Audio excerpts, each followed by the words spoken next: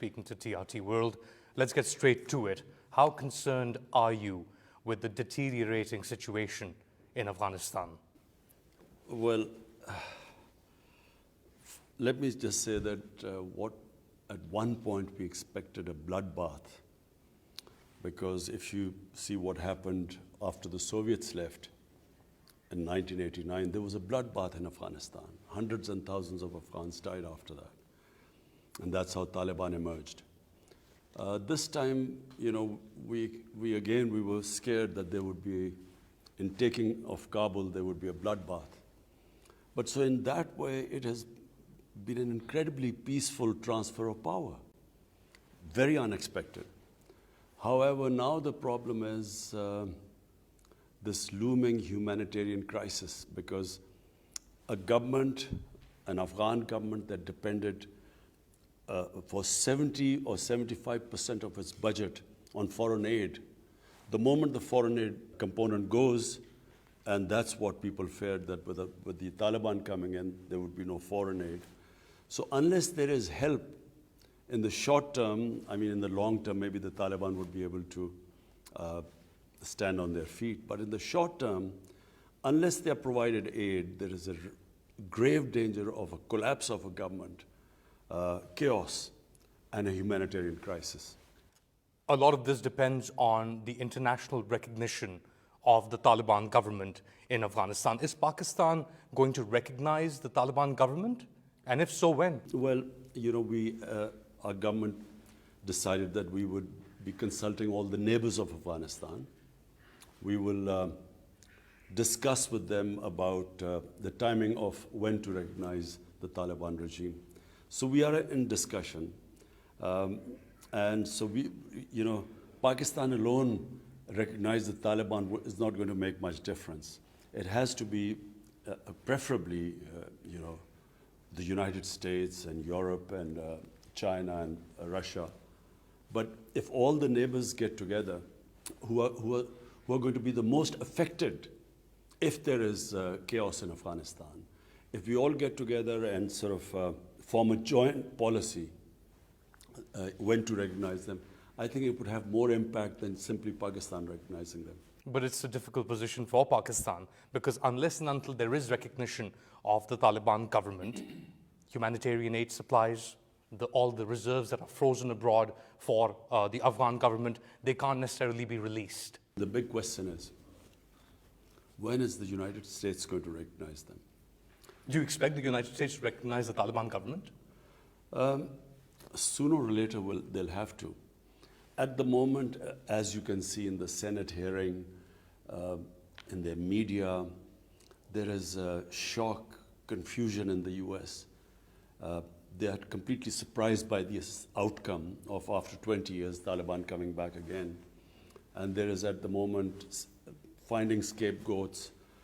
I feel very unfairly targeting President Biden. I think it's unfair because what could he do?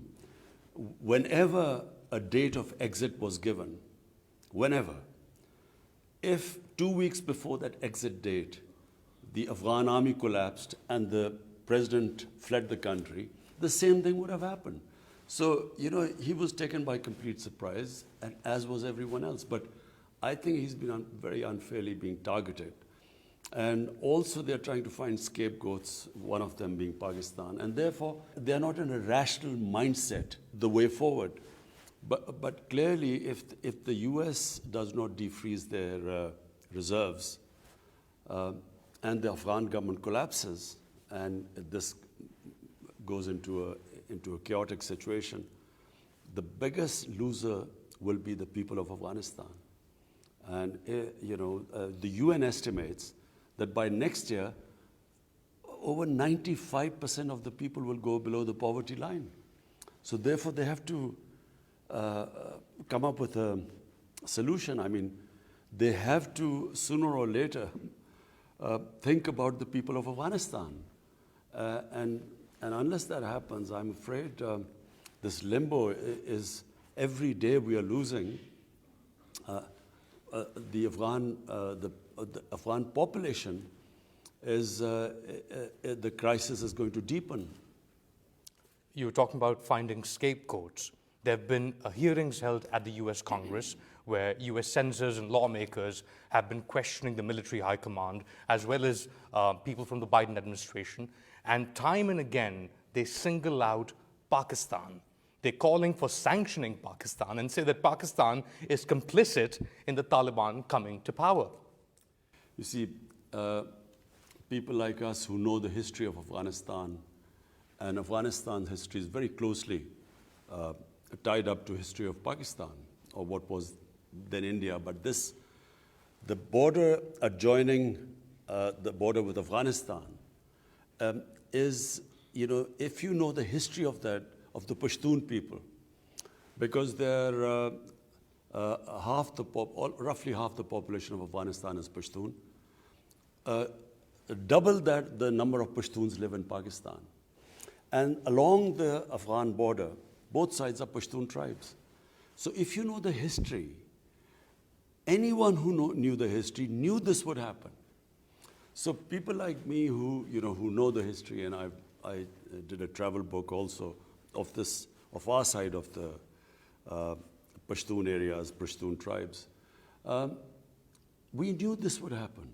We knew that eventually there would not be a military solution because the people do not accept foreigners. They have resisted foreigners, especially if they are not Muslims. And the Pashtun tribes might fight each other, but when a foreigner comes, they get together. And then the second characteristic of a Pashtun is that they seek revenge. If there's someone is killed in their house, they will seek revenge. And to seek revenge, they will join the militants. So on this side of the border, exactly the same thing happened when we decided to become an ally of the US. Because the Taliban were Pashtun, sympathies for Taliban not because of the religious ideology, but because of the Pashtun nationalism. On our side of the border, we had for the first time the Pakistani Taliban. And they called us collaborators and started attacking us, which is the TTP, the Pakistani Taliban. Exactly the same thing happened on the other side. The more collateral damage, the more drone attacks or aerial bombing, the more night raids where people were humiliated or killed, the more the militant ranks swelled. So the Taliban movement grew over a period of time. And by 2008, I went to the US. I addressed the think tanks. I met Joe Biden as a senator. I met John Kerry as a senator. And I explained to them. But then I realized that they were clueless. The American public had no idea what was going on in Afghanistan. Hence, they are completely taken by surprise. They thought they had built a democratic government, that they had liberated their women. People in the US thought like that, and there were so few American casualties. So Afghanistan was, something which was not in their minds.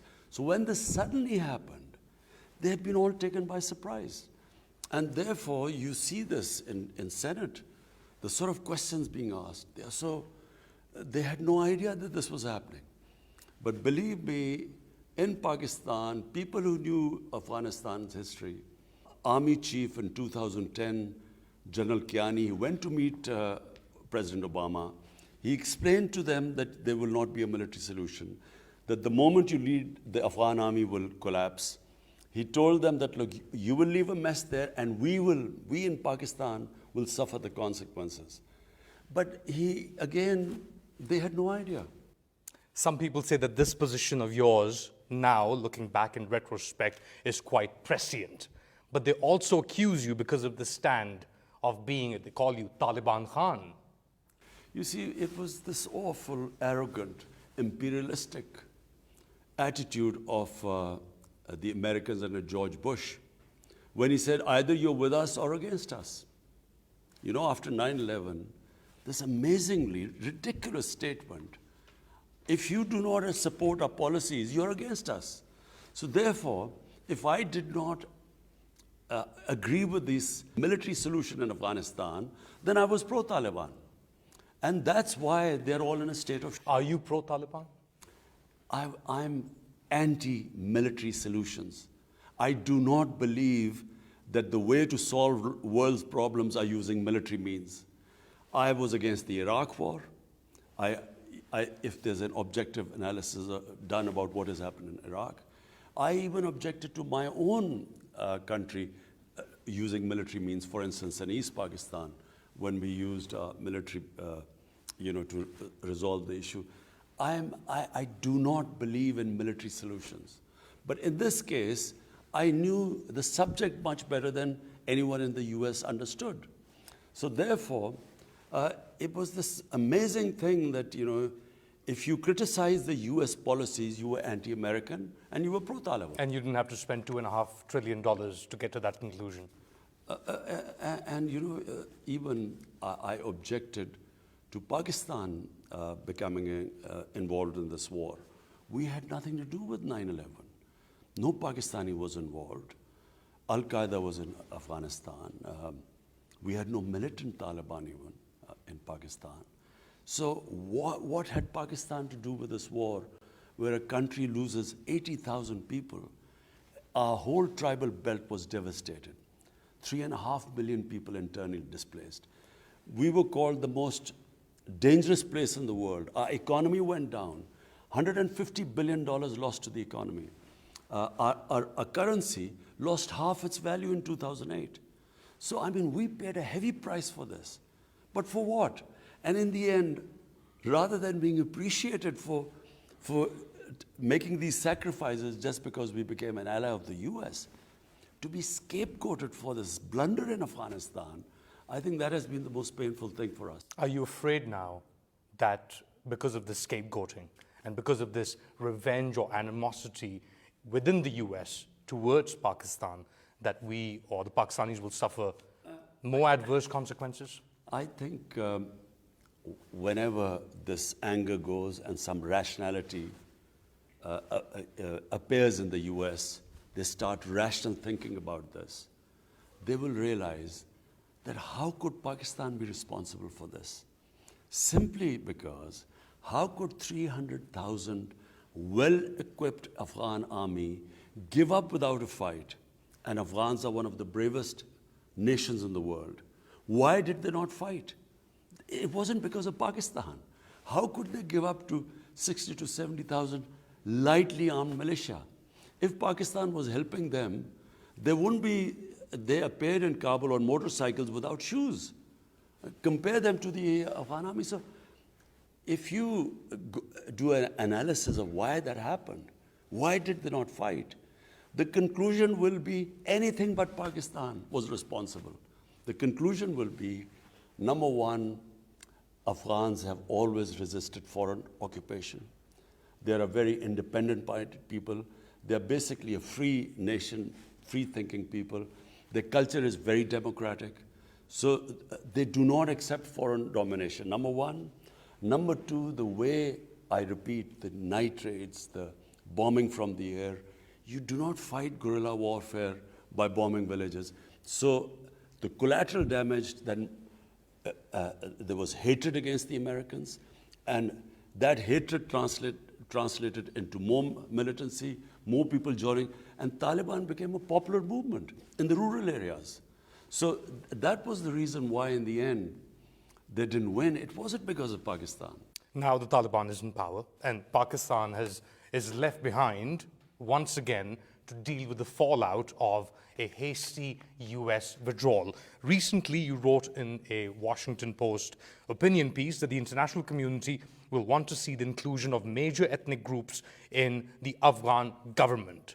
But I spoke to senior Taliban leaders in Kabul, and they say that there is no way that they will allow the inclusion of people like Hamid Karzai, even Abdullah, people that were part of the previous dispensation during which the Taliban lost a lot of their own people, families, and so on and so forth. So where's the disconnect there? What does Pakistan do if the Taliban refuses an inclusive government as Pakistan and the international community has been pushing? Look, from Pakistan's point of view, when we say an inclusive government, we recognize, and everyone recognizes, even the Taliban would recognize, that Afghanistan is a multi-ethnic group. Pashtun are around about 50% of the population. Then there's a big Tajik minority. Then there are Uzbeks. Then there are Hazaras, and other smaller minorities. So, an inclusive government means a stable Afghanistan. So people who are interested in the welfare of the people of Afghanistan, who've been through 40 years of conflict. So anyone who feels, wishes them well, would want a stable Afghanistan, and a stable Afghanistan means an inclusive. Yeah, but the Taliban then turn around and say that you are interfering, Imran Khan is interfering in the internal affairs of Afghanistan by pushing for an inclusive government. So let me clarify. Number one, as a well-wisher of Afghanistan, we would want them to be stable and have an inclusive government. Now, what sort of inclusive government should not be dictated to the Taliban government? Because that is interference. If you say, pick so-and-so and so-and-so and take names that you must include them, that is interfering in their internal affairs.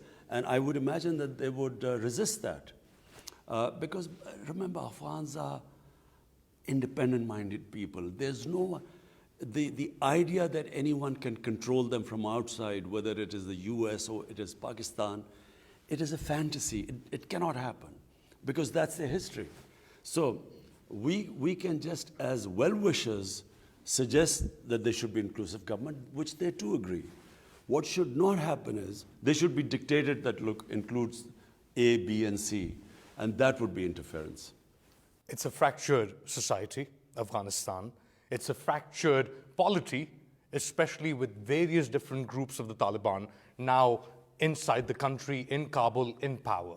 They can't even communicate with themselves. Do you think they'll effectively be able to communicate what they want, where they stand, and where they want to take Afghanistan to the international community? Look, I think... And also tying in with Pakistan, because Pakistan, or the international perception is that Pakistan controls the levers of the Taliban. They control the Taliban. Look, again, people don't understand the Afghan character. You cannot control people of Afghanistan. And history as a guide, I mean, look at the history of Afghanistan and say, look at the history of the whole of India. You had one battle, and whoever won the battle controlled India. Afghanistan was never like that. As I repeat, it is a decentralized, democratic system. They are very democratic people.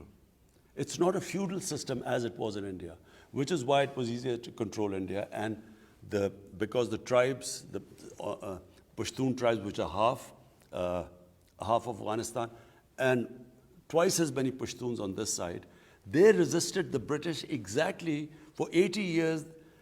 The British controlled the whole of India, but the Pashtun areas, the tribal areas, there was resistance throughout the 80 years of British interaction with them.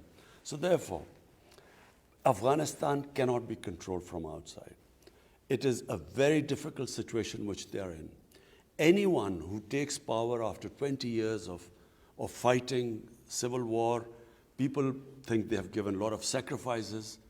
So now to come into power and then even dealing with your own people, forget about including other people who were not part of the struggle. Even dealing with your own people, I would imagine, is a pretty difficult situation right now for Afghanistan, for the Taliban government. So therefore, if you're asking me what will happen, I don't know what will happen. I pray, that's all we can do. We pray that after 40 years, the people of Afghanistan would have peace and stability. But I don't know what will happen. How would you define the US-Pakistan relationship as of now? I think, well, we're talking with the US. We're constantly in touch with them. Our security, our head of intelligence is dealing with them. Our foreign minister is dealing with their foreign secretary. But the president hasn't called you up. No, he hasn't, but it doesn't have to be like that, I mean... Why is that? the president or the heads of state, I mean, when they talk to each other, basically it's a formality because all the homework is done by people below. So it's not necessary. It's not necessary for the most powerful man in the world to call the Prime Minister of Pakistan, who is at this moment one of the most critical people as far as Afghanistan is concerned? You see, I repeat again, I think right now President Biden is under a lot of pressure because, You almost seem sympathetic. Sympathetic because, he is being criticized for the awful airport scenes. But, my contention is, how could he predict that 2 weeks before the exit, the president would flee the country and the Afghan army would collapse? We couldn't predict it. Taliban couldn't predict it. So how could he predict it? So therefore, those awful airport scenes, they have caused such a sort of incredible reaction in the American public. And of course, then Taliban taking over. So therefore, he's under severe criticism right now, which I have sympathy because, we sort of, in our position, when you are under a lot of public pressure and media pressure. So I guess, it's up to him. I mean, when he wants, he can talk. So there's a way forward still for US-Pakistan ties, despite what has happened or this animosity? Of course. I mean, the US-Pakistan ties have been, over 50, 60 years since Pakistan became part of SEATO and CENTO, and then in the Cold War we were with the US. Ties go up and down, you have your highs and lows. But I think on Afghanistan, it is critical that US now plays a part. Because, look, they were there for 20 years. And if there is a mess, they wash their hands of Afghanistan, it will become a repeat of 1979 when the Soviets, when they left and the US left. And look what happened to Afghanistan after that. The bloodbath that took place, over 200,000 Afghans died in that, and there was total chaos in Afghanistan. So the last thing for anyone, most of all us, we neighbors will be affected. Others around Afghanistan, all the other neighbors will also be affected. But then US, what will it have to show in the end? That after 20 years, spending over $2 trillion, hundreds and thousands of Afghans died in this time. What will they have to show if there's chaos there again? And then in chaos is where the international terrorists found a safe haven. In the past month, actually in about 40 days, since the Taliban walked into Kabul, there have been 24 attacks on Pakistani security personnel inside Pakistan, in the border areas and settled areas. Around 100 Pakistani security personnel have been killed in these attacks, which have been claimed by the Tehreek-e-Taliban Pakistan, or TTP. Is Pakistan facing another or renewed attacks by the TTP because of the emergence of the Afghan Taliban in control now in Afghanistan? What happened was that in Pakistan in 2014, our security forces did a big operation, and this was in North Waziristan. And the TTP, the Pakistani Taliban, who were doing terrorist attacks within our country, they were pushed out. And they then went into Afghanistan. And I'm afraid not only were they helped by the Afghan intelligence agencies, but they were also helped by RAW, the Indian intelligence agency. And they then used them to conduct attacks within Pakistan. But these attacks dropped significantly over the past few years. Yes, they did drop, but they attacked through TTP, they attacked the Chinese nationals who were working in Pakistan. And they also conducted a series of attacks in Balochistan. So since in the last 40 days, there has been an increase. And we fear that... Are you concerned about that? Up to a point, not that much, because we have very disciplined security forces who are very experienced now. Over 15 years, Pakistan got more experience than probably any other country in dealing with counterterrorism. And we have, as the world knows, one of the best intelligence agencies in the world. So we are confident that we'll deal with it. Problem right now is that with people, we had about 250,000 people come into Pakistan from Afghanistan. And amongst them, we fear that they have been members of TTP who were in prison in Afghanistan who were released. Even ISIS, we feel that they have, amongst these 250,000, few have come inside. So, that's where the problem was because of the sudden takeover of Taliban and the influx of people either going out of Pakistan, using Pakistan to go on other destinations, or simply people who have come in. So, that is a concern temporarily, but I think we will be able to deal with it. You don't think the Taliban taking over in Afghanistan will become like a beacon, a rallying cry for all these groups, especially TTP, which is ideologically aligned with the Afghan Taliban, not so much with ISIS Khorasan? You see, the difference is that there's a Muslim government in Pakistan. So what are the Taliban waging a war against? In Afghanistan, they declared jihad because they said it's a foreign government and its collaborators. In Pakistan, initially the TTP came in saying, we were collaborators of the Americans. And same the old Mujahideen who were trained to fight the Soviets, they too also termed our government as collaborators and were attacking us, which is why we lost 80,000 people. And then there were drone attacks in Pakistan. And you stood up against those drone attacks. You, in fact, held rallies to stop the NATO supply line going from Pakistan into Afghanistan. You, of all people, should know more about this. So is there like an innate concern then that this could go out of control, Prime Minister? No, let me just clarify. Drone attacks, to use drone attacks to fight terrorism is the most insane way of doing it. Because no matter what anyone says, whenever a bomb explodes in a village, there is collateral damage. And as we saw in Kabul, the drone doesn't always get the right people. So it was the worst way, because what happened was that the drone attacks might have got some militants, but the collateral damage they caused created anti-Americanism, and the revenge attacks were against the state of Pakistan. So number one, it increased the militants. The number of militants grew because anyone who in a village when the bomb exploded, when they lost people, their relatives, they then joined the militants. So the ranks of the militants spread, and it was completely counterproductive.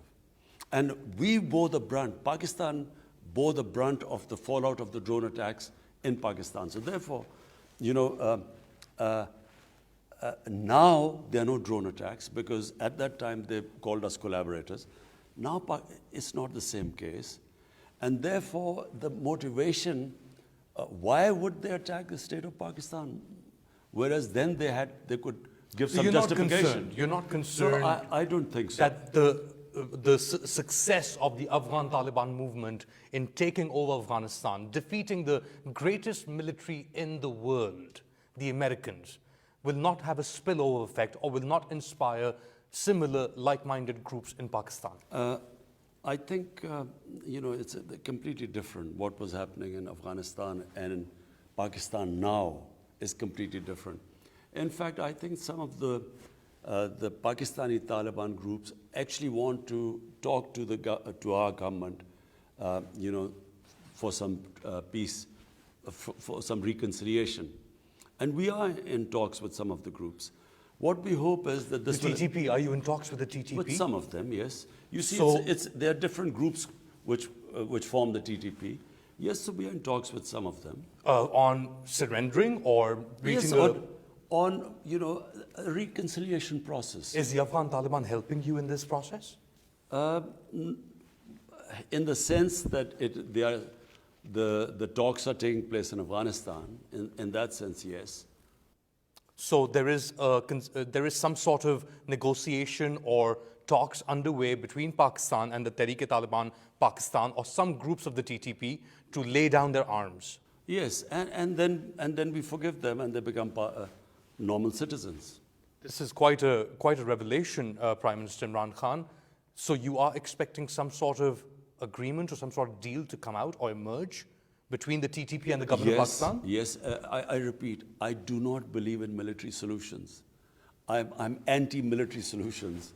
So I always believe that, as a politician, political dialogue is the way ahead, which I always believed was the case in Afghanistan. So why is the TTP attacking Pakistani security forces if they're talking to you and trying to reach a negotiated settlement? I think that was just a spate of attacks, but we are talking. We might not reach some sort of a conclusion in the end, a settlement, but we are talking. We are also talking to the Baloch militants. We're trying to also talk to them and have some sort of political reconciliation with them, those who are willing to reconcile. You mentioned India and the role of India that Pakistan says was instrumental in carrying out attacks in Pakistan. There's been a lot of disinformation emanating from Twitter accounts or social media accounts controlled or being operated from India. Recently at the UN General Assembly, you said that there is a war against Muslims in India, including in Indian-administered Kashmir. If this is the case, what can Pakistan do to raise this issue, to contain this war against Muslims in India, as you say it? Look, what do human right groups do? They raise the issue at all levels and build pressure finally to fight these human rights which are being abused, not just of Muslims in India, but specifically what is happening in the Indian-occupied Kashmir. So we raise it at every forum, United Nations, in the Human Rights Forum, in the international media, because when people talk about maybe the human rights abuses of Taliban, I think it should not be selective. They should also talk about what is happening in Kashmir, where about 900,000 Indian troops have basically put 8 million Kashmiris in an open prison. So therefore, I feel that it should be even-handed. When human rights are selectively talked about, they lose their credibility. I feel very strongly that the world, the international community should, and the countries, the powerful states, should talk about what is happening to the people of Kashmir. And that's it, lip service on talking about people of Kashmir? That's how pressure is mounted. In East Timor, there was... But now the Indians are part of the Quad. They were hosted by, Narendra Modi was hosted by Joe Biden, and they're forming an anti-China bloc. And India is one of the critical components of that. So my two observations. One, that when people who you are allied with, you ignore the human rights abuses, and you only worry about the countries who you're opposed to, and you mention their human rights abuses, you lose your credibility in that. Secondly, my observation is that in trying to form these blocs, the last thing the world wants is another Cold War, because we saw the Cold War between the Soviets and the US, and the world sort of being divided into two camps. I wish this does not happen again, because by cooperation and by the world coming together, there is much more to gain than by the world being divided. You mentioned India, we mentioned China, I mentioned the Quad. CPEC, the China-Pakistan Economic Corridor, is a critical part, not just for your government, but the government before this as well, to bring Pakistan or get Pakistan into an economic development mode. There has been some, for example, contacts between Pakistan and China. Over the past 20 months, since you last spoke to President Xi Jinping, that was in February 2020, have you had conversations with high-level Chinese since, including the president? I have spoken to the Premier, Premier Li, almost, I think, 3 times since then. The thing is, President Xi right now has not, since the outbreak of COVID-19, he's restricted his movements. Otherwise, he was due to come to Pakistan. So he hasn't been anywhere out of China right now. And I think we are soon about to have a meeting. I'm supposed to have a meeting with President Xi in coming days. Our relationship with China is strong. It always has been very strong. Pakistan-China relationship goes back 70 years. And through all ups and downs, basically this relationship has withstood the test of time. So you're positive that despite the slow progress maybe of some CPEC projects, it's all good as far as Pakistan-China? Yes, we just had the JCC meeting recently, and it's heading in the right direction.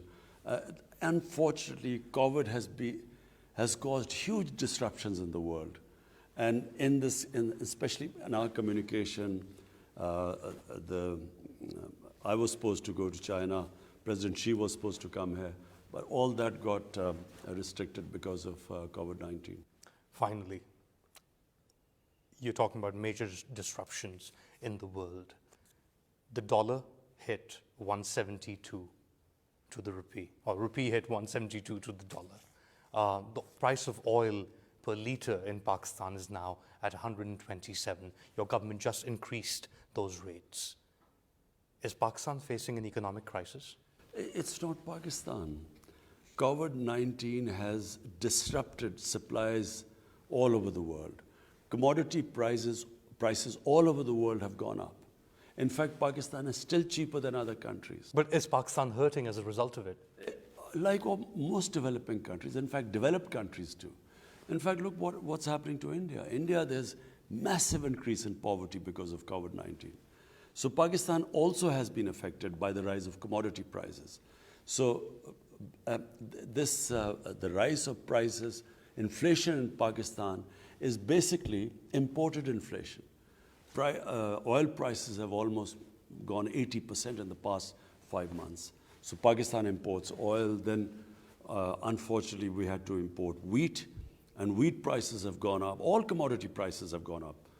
Palm oil, which is 70% of we consume in Pakistan, is imported.